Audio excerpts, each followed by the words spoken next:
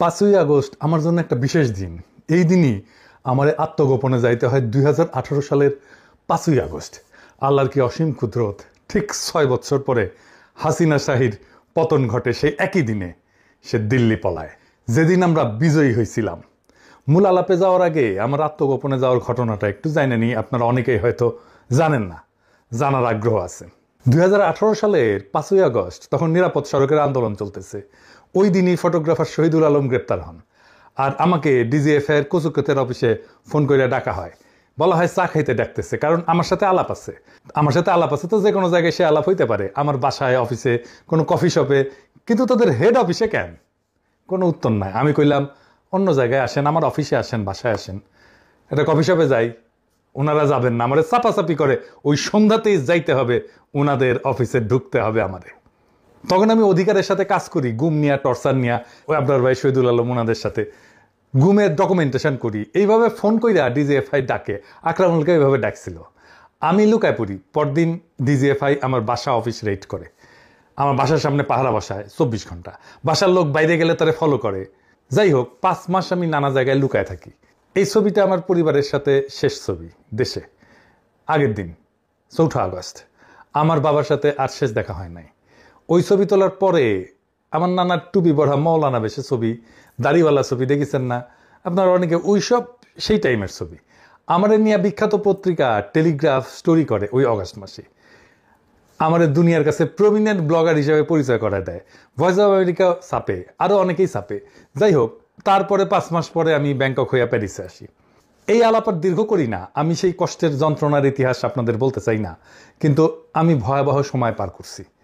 সব কিছু শেষ হয়ে গেছে। আমার বাংলাদেশের সমস্ত ক্যারিয়ার ডুম হয়ে গেছে। বাংলাদেশে একটা ব্যবসা ছিল, খুব ভালো ব্যবসা ছিল, সেটা ধ্বংস হয়ে গেছে। এইখানে চলতে পারি না, অনিশ্চিত ভবিষ্যৎ, কি করব, কোথায় থাকবো, এ বয়সে চাকরি খুঁজে পাবো কিনা জানি না। একের পর এক চাকরির দরখাস্ত করি, ডাকে না। ফার্নিচারের দোকান আছে না, এই খেয়া, আপনারা চেনেন, সেখানে ফর্কলিফট অপারেটরের চাকরিতে অ্যাপ্লাই করেছিলাম, সেখানেও নেয় নাই। বলছে এই চাকরি তুমি করবা না। কত রকম মানুষ কতভাবে সেই চরম ভালনারেবল টাইমে আমার প্রতারণা করছে, তার হিসাব নাই। এর মধ্যে আমার বগুড়ার আর ঢাকার বাসায় নিয়মিত পুলিশ হানা দেয়, একের পর এক মামলা দিতেছে, ভয়ঙ্কর ভয়াবহ অবস্থা। যাই হোক, এসব বললাম যে এই টাইমটা ছিল আমার জন্য একটা রোলার কোস্টার রাইডের মতো। আপনি যখন সবচেয়ে ভালনারেবল, সেই সময় আপনি রোগাক্রান্ত হন। আপনি যখন সবচেয়ে দুর্বল, আপনার রোগ প্রতিরোধ ক্ষমতা যখন সবচেয়ে কম, তখন আপনাকে ব্যাকটেরিয়া ভাইরাস আক্রমণ করে। আমারও করেছে, হ্যাঁ, সোশ্যাল ব্যাকটেরিয়া, সোশ্যাল ভাইরাস এই সমাজের। তবে আমার ওইসব টাইম পার না হইলে আমি কখনোই ভবিষ্যতের জন্য তৈরি হইতে পারতাম না, আজকের জায়গায় আসতে পারতাম না, এটাও ঠিক। যাই হোক, আমার এই জার্নিতে আমি কি শিখলাম, আর কিভাবে হাসিনা উৎখাতে ভূমিকা রাখলাম, কেন রাখলাম, কোন তরিকায় রাখলাম, সেইটা এবার একটু আলাপ করি। আমার এই জার্নিতে সবচেয়ে বেশি যে উপকার হয়েছে তা হইতেছে, আমি তো নাস্তিক ছিলাম, একদম পার নাস্তিক। সেইখান থেকে আমি বিশ্বাসীতে পরিণত হয়েছি। আমি সৃষ্টিকর্তার দিব্য উপস্থিতি আমার মধ্যে টের পাই। এটা কত বড় উপহার মানুষ হিসাবে, তা অবিশ্বাসীরা কখনো বুঝবে না। আমার মনে কোনো মৃত্যু ভয় নাই, আমার কোনো কিছু পাওয়ার আকাঙ্ক্ষাও নাই সৃষ্টিকর্তার সন্তুষ্টি ছাড়া। আর আমি জানি, আমি যদি মানুষের, মানব সত্তার, দেশের সামান্যতম উপকার করতে পারি, এই দুনিয়ায় সৃষ্টিকর্তা আমাকে রক্ষা করবেন। কথাটা সত্য। আমাকে মাটিতে হুতায় ফেলার চেষ্টা করছে একজন না, একাধিক মানুষ। কতজন? বাঙ্গু সুশীল, বাম, হিন্দুত্ববাদী, সো কল্ড সেকুলার, নাস্তিক, আওয়ামী লীগ, কেউই পারে নাই। আমি জানি পারবেও না। আমি এই অ্যাক্টিভিজমে আবিষ্কার করলাম বাংলাদেশের সবচেয়ে বড় সংকট, সেটা হইতেছে বাংলাদেশকে একটা রাষ্ট্র হিসেবে গড়ে উঠতে দিতে চায় না কে? ইন্ডিয়া। তার অখণ্ড ভারত কল্পনায় বাংলাদেশ তার অংশ। এটাই আমাদের বিপদ। সেই বাংলাদেশ অংশকে সে আদর্শিকভাবে পদানত করবে, অথবা এমন শাসক রাখবে যে তার অনুগত। এটাই হাসিনার শাসন। আর সেই শাসন একটা ফ্যাসিস্ট শাসন হয়ে উঠবে, কারণ সেটা সংখ্যালঘুর শাসন। সে হাসিনার শাসন টিকে থাকার প্রধান এবং প্রথম শক্তি তার সো-কল্ড লিবারাল সেকুলার প্রগতিশীল শক্তি, যেটা তাকে ঘিরে রাখে। এই লিবারাল সেকুলার শক্তি ঘুরে ফিরা ভারতের বয়ানি ফেরি করবে। এই শক্তিটা ভয়ানক, কারণ তারা সংখ্যায় দুর্বল। এটি ঠিক রুয়ান্ডার মতো। সেটা কিরকম? রুয়ান্ডার 2 জাতি ছিল, হুটু আর তুৎসি। পূর্ব আফ্রিকার দেশ রুয়ান্ডা এবং বুরুন্ডির প্রধান জাতিগোষ্ঠী। হুটুরা সংখ্যাগরিষ্ঠ। রুয়ান্ডার জনসংখ্যার প্রায় 85% ছিল হুটু, আর তুৎসিরা ছিল সংখ্যালঘু, 14 থেকে 15%। এই তুৎসিরা ঐতিহাসিকভাবে গবাদি পশু পালন করত, এবং তারা জমিদার শ্রেণী ছিল। ভাঙ্গুল্যান্ডে যেরকম জমিদার শ্রেণী ছিল কলকাতার হিন্দুরা, ঠিক সেই রকম তারা ছিল সমাজের অভিজাত শাসক শ্রেণী। জার্মান এবং পরে বেলজিয়ান উপনিবেশবাদীরা তুৎসিদের উন্নত শাসনযোগ্য জাতি হিসেবে চিহ্নিত করে। তারা প্রশাসনে শিক্ষায় প্রাধান্য দেয়, ঠিক একইভাবে বাংলাদেশে যেটা করছে। ফলে হুটুরা সংখ্যাগরিষ্ঠ হইয়াও রাজনৈতিক বা অর্থনৈতিকভাবে বঞ্চিত থাকে। বাংলাদেশে একই ঘটনা দেখেন, সেই জমিদার প্রথা, সেই কলকাতার হিন্দুরা, বাংলাদেশের সাধারণ মুসলমানরা হুটু, আর ক্ষমতাসীন প্রগতিশীলরা তুৎসি। এখনও তুৎসিরাই ক্ষমতায়। দুর্বলের শাসন ভয়ঙ্কর হয়, কারণ তারা সবসময় ভয়ে থাকে। এই মনে হয় জয় বাংলা হয়ে গেলাম। এরা নৃশংস হয়, এরা প্রতিশোধ পরায়ণ হয়। আমি যেহেতু এই সিপিবি ঘরানার লোক, তাই আমি আবিষ্কার করলাম যে এই ঘরানা, এই বাঙ্গুল্যান্ডের এই তুৎসি ঘরানা, এটা দুর্বল। শিক্ষা দীক্ষায় দুর্বল, মেধায় দুর্বল, পেশাগত সাফল্যে দুর্বল। এদের বয়ান চুরমার করে দেওয়া সম্ভব। এদের সাথে কেউ ফাইটে যায় নাই। কেন যায় নাই জানেন? যারা যাইতে পারতো তারা যায় নাই। সে ভয় পায় যে তাকে সাম্প্রদায়িক, মৌলবাদী, হিন্দু বিদ্বেষী এগুলো টেকাই দেয় নাকি।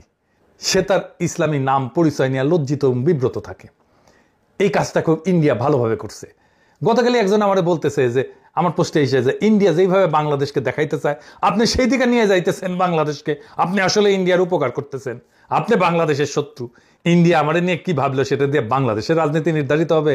বাংলাদেশকে ইন্ডিয়ার ইচ্ছা অনুযায়ী চলবে? দেখলাম কে একজন কইতেছে, আমার অ্যাক্টিভিজমের ফলে পশ্চিমবঙ্গে বিজেপি জিতবে। পশ্চিমবঙ্গে বিজেপি জিতবে নাকি সিপিএম জিতবে, সেটা নিশ্চিত করা কি আমাদের দায় নাকি রে, নাকি দায়িত্ব? এইগুলাই ইন্ডিয়ান ফুড সোলজারদের কাজ হয়ে ওঠে বাংলাদেশে। এই বাংলাদেশের লিবারাল সেকুলাররা বাংলাদেশের শত্রু। আসলে বাংলাদেশের রাজনীতিতে অবধারিতভাবে ইসলাম থাকবে, ধর্ম হিসাবে, মূল্যবোধ হিসাবে, ভ্যালুজ হিসাবে, জীবনযাপন পদ্ধতি হিসাবে। সেটাই স্বাভাবিক, সেটাই ন্যাচারাল। ইসলাম তো পশ্চিমের এই গ্রেকো রোমান খ্রিস্টান কালচারের চাইতে প্রোগ্রেসিভ, প্রগতিশীল।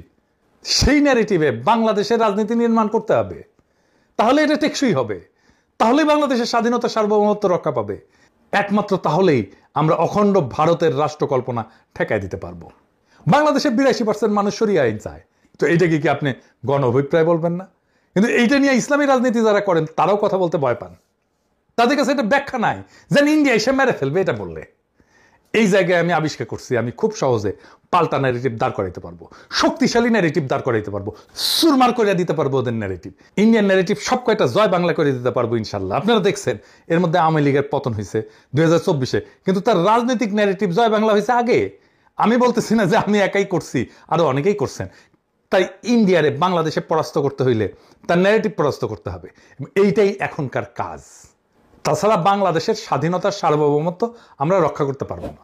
এই লড়াই আপনি হাসিনা বিরোধী লড়াইয়ে যারা সাথে ছিল তাদের অনেককেই শত্রু হিসেবে আইডেন্টিফাই করবেন। তারা আপনার শত্রু হয়ে দাঁড়াবে। আপনারা দেখতেছেন কারা শত্রু হয়ে দাঁড়াইতেছে। আমি আমার এই অ্যাক্টিভিজমের মধ্যে আবিষ্কার করলাম, এই হাসিনা বিরোধী লড়াইয়ের মূল ভ্যানগার্ড হবে মাদ্রাসা পড়ুয়ারা, ইসলামের চেতনায় বলিয়ান সাধারণ মুসলমানেরা। তাই হয়েছে আন্দোলনে মাঠে মাঠে নামাজের জন্য দাঁড়ায় যাওয়া বাংলাদেশে আগে কখনো ঘটে নাই। গণভবনের দখল নেওয়ার পরে নামাজে বৈশা অজরে কাঁদছে সবাই। ওরাই ছিল এই বিপ্লবের লড়াকু সামনের সারির সৈনিক। এমনকি সেনাবাহিনীর সৈনিক, বিজেপির সৈনিক, পুলিশের কনস্টেবল, এরাও ছিল এই সাধারণ মুসলমানের সন্তান। সেই জন্য তাদের বন্দুকের নল আমাদের দিক থেকে ঘুরে গেছিল। বাংলাদেশের এই শক্তি সমাবেশের বিষয়টা মাথায় রাখবেন। এই সময়টা আসবে, আমি জানতাম হাসিনা পালাবে, হাসিনার শাসন টিকবে না। আমি অবিশ্রান্তভাবে এই বয়ান ফেরি করছি, হাসিনা পড়বে, খুব শীঘ্রই পড়বে, সেটাও আমি বলে গেছি। আশার আলো জাগায় রাখছি, আর আওয়ামী ন্যারেটিভ ভাঙছি একের পর এক। 5ই আগস্ট শুরুর রাতে আপনাদের সবাই মনে আছে, দেশের সমস্ত মুক্তিকামী মানুষ আল্লাহমুখী হয়েছিলেন, তাহাজ্জুদ পড়ছেন, যেটা জাতি হিসেবে অভাবনীয় ঐতিহাসিক ঘটনা। এমনকি যারা তেমন ধর্মকর্ম করতেন না তারাও আল্লাহর সাহায্য কামনা করছেন। এইটা মাথায় রেখেন, এটা একটা গুণগত পরিবর্তন ঘটে গেছে। 2024-এর নির্বাচনের পরে সবাই যখন হতাশ হয়ে হাল ছেড়ে দিল, তখন আমি ভারতীয় পণ্য বয়কট আন্দোলন শুরু করলাম। দাবানলের মতো ছড়ায় গেল সেই আন্দোলন সারা দুনিয়ায়। মানুষ একটা কিছু হাতে পাইল আঁকড়ায় ধরার মতো হতাশার মধ্যে। আপনারা দেখছেন কারা কারা সেই সময় আমার বিরোধিতা করছে। আপনারা এখনো দেখেন কারা কারা আমার শত্রুতা করে। আমি এদের হেদায়েতের জন্য প্রার্থনা করি। তারা জানে আমাকে থামাইতে না পারলে সমূহ বিপদ। আমাকে বিরক্ত করার চেষ্টা করে, মানসিকভাবে বিপর্যস্ত করার চেষ্টা করে, আমার টাইম নষ্ট করার চেষ্টা করে। তারা জানে পিনাকি আওয়ামী ন্যারেটিভ ভাঙছে সাকসেসফুলি। যদি ইন্ডিয়ান ন্যারেটিভ ভাঙে তাইলে বাংলাদেশ তো হাতছাড়া হয়েছে, এই অখণ্ড ভারত হান্দায় যাবে। তারা জানে পিনাকি ন্যারেটিভ বানাইতে পারে, শুধু তাই না, মানুষকে বুঝাইতেও পারে। এর মধ্যে পিনাকি ভট্টাচার্য বামুনের পোলা, বাম রাজনীতি করে আসা, আবার বাংলাদেশি হিন্দু, তারে ইন্ডিয়া কোনোভাবেই ঠেকাইতে পারবে না। তারে জঙ্গি বইলা, তার ইসলামপন্থী বইলা, তারে মৌলবাদী বইলে খারিজ করিয়া দিতে পারবে না। তারা মনে করে এটা ঘরের শত্রু বিভীষণ, ইন্ডিয়ার সব বয়ান ভাঙ্গা যাবে ইনশাল্লাহ। তাই তারা আমাকে হুতায় দেওয়ার সব চেষ্টা করবে। আপনারা সেটা দেখতেছেন, আরো দেখবেন। কিন্তু আমি বলছি তারা আমার জিততে পারবে না। হাসিনা পতনের পরে ঠিক 1 বছর হইল, আমরা আগাইছি নাকি পিছাইছি? এই প্রশ্ন অনেকেই করতেছেন, অনেকের মধ্যে হতাশা। আসেন এই ব্যাপারটা একটু বুঝে দেখি। আমাদের লক্ষ্য হচ্ছে বাংলাদেশের ভবিষ্যৎকে সুরক্ষিত করা। বিএনপি, জামাত আর এনসিপি যদি ন্যূনতম কয়েকটা ইস্যুতে একমত হয় তাহলে দেশ রক্ষা পাবে। দেখেন, এইটাকে যদি আমার ভবিষ্যতের পলিটিক্যাল ইকোসিস্টেম হিসেবে কল্পনা করি, সেইখানে দেখেন এই 3 দল এনসিপি, জামাত, বিএনপি এই সমস্ত পয়েন্টে একমত হইতে দ্বিধা করবে না। এবার বলেন তো বিএনপির ভাইরা, আওয়ামী লীগ কি এর কোনোটা মানবে বা মানছে বা মানার ইতিহাস আছে? নাই। তাই যারা আওয়ামী লীগকে ভোটে আনার কথা বলে বা আওয়ামী লীগ নিষিদ্ধের বিরুদ্ধে বলে, তাদের থেকে দূরে থাকবেন, তাদের দিয়ে প্রভাবিত হবেন না। কারণ তারা এই ইকোসিস্টেমটা ভেঙে ফেলবে। দেখাই দিয়ে একজনকে খুব বিএনপি প্রেমী আসছে, তাসনিম খলিল, যে আওয়ামী লীগ নিষিদ্ধের বিরুদ্ধে বলে, আওয়ামী লীগকে নির্বাচনে আনতে চায়। সাবধান থাকবেন এদের ব্যাপারে। আজ 1 বছর পরে হিসাবের খাতা খুললে অনেকেরই মনে হবে আমরা যেই পথ পরিক্রমা শুরু করছিলাম সেই পথের শেষের মঞ্জিলে কি পৌঁছেছি? যে মঞ্জিলের উদ্দেশ্যে যাত্রা শুরু করছিলাম সেই মঞ্জিলের ধূসর ছায়ার আহ্বান কি শুনতে পাই? প্রিয় দেশবাসী, একটা রাষ্ট্রের নির্মাণ আর অগ্রযাত্রার পথে শুধু যাত্রা আছে, শেষ নাই। পেছনে যাচ্ছিল, সামনেও তাই। এই পথে তীর্থ নাই, আছে তীর্থযাত্রা। আমরা সবাই সেই তীর্থহীন তীর্থের যাত্রী। কবিতার ভাষায় বলি, আজও তাই এ পথের শেষ নাহি পাই। জীবনের প্রথম প্রভাতে বিনা দ্বন্দ্বে বিনা প্রশ্নে উন্মুক্ত দুহাতে তীর্থপথ মহাদীক্ষা করেছি গ্রহণ। দিবসান্তে আজ যেন মন নাহি ভোলে সেই দীক্ষা। তীর্থ নয়, তীর্থপথ আমাদের মনে যেন নয়। ইনকিলাব জিন্দাবাদ।